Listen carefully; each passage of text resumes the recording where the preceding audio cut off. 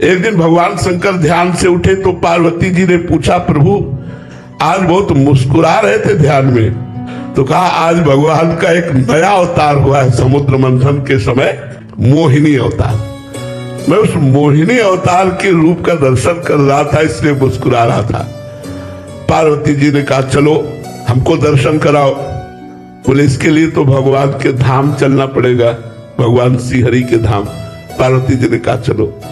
भगवत पार्षद नंदिकेश्वर आदि के साथ भगवान देवाधिदेव महादेव पार्वती के साथ भगवान के क्षीर समुद्र में पहुंचे। क्षीर समुद्र में सैया पर विराजमान भगवान श्री हरि उठ करके महादेव जी का स्वागत किया, आसन पर विराजमान किया। महादेव जी ने कहा प्रभु हमने सुना है आपने मोहिनी अवतार धारण किया है, पार्वती और नंदीगण सब देखना चाहते हैं आपके उस अवतार को। भगवान ने कहा उस अवतार को देखने की बात मत करो, वो तो हमने असुरों को मोहित करके अमृत लेने के लिए धारण किया था, वो योगियों के लिए नहीं है। भगवान शिव ने हट किया, इतने में भगवान श्री हरि अंतर ध्यान।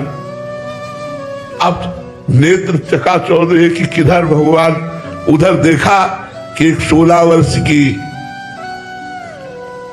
ऐसा स्वरूप भगवान का मोहिनी रूप, ये बंदे बोधमय नित्य गुरु शंकर रूपिण भागवत में लिखा, पढ़ के देख लिया।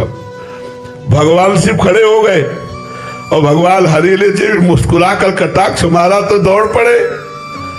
आगे आगे मोहिनी भगवान, पीछे पीछे देवाधिदेव महादेव।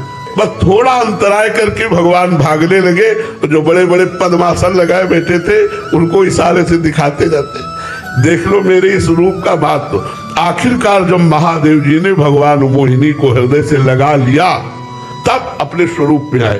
तब भगवान हरि ने कहा कि देवाधिदेव ये केवल आप ही ऐसे हो कि मेरे इस रूप से मोहित होकर के अपने स्वरूप में स्थित हो गए। दूसरा इस त्रिभुवन में कोई नहीं है जो अपने स्वरूप में स्थित हो जाए।